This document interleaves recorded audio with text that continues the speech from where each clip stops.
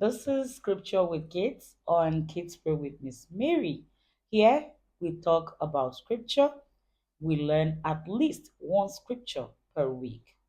Follow me today as I talk to you about the armor of God. Our anchor Scripture is in the book of Ephesians, chapter 6, from verses 10 to verse 20.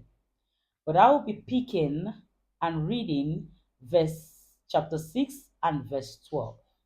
However, I would like to explain to you what the armor of God stands for. If you recall the story of David, the Bible said he was armored with different types of weapons. He had a shield, he had a breastplate, he had shoes, and then he had to put it up. Now, when we talk armor of God, we're not talking about the physical shield. We're not talking about the physical breastplate. We're not talking about the physical helmet.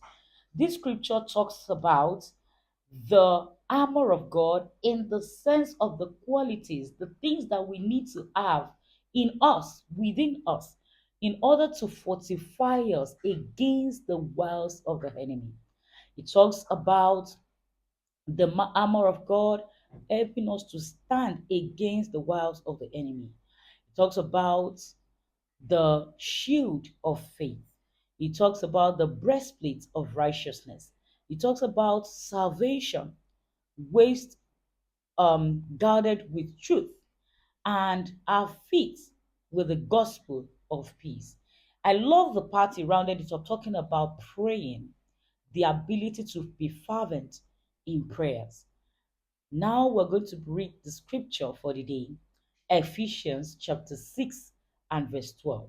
For we do not wrestle against flesh and blood, but against principalities, against powers, against the rulers of the darkness of this age, against spiritual hosts of wickedness in the heavenly places. These are the things that we need to wrestle with. Now, what is all this grammar about? You see that anxiety, you see that your fight against instruction, taking responsibility, being in good terms with friends and family, managing your emotions, all of those things are what we need to fight against. And with the armor of God, we can fight against it and not just fight against it, but win the fight.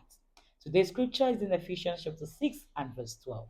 I hope you learn this and you're able to say it offhand. God bless you. See you next time.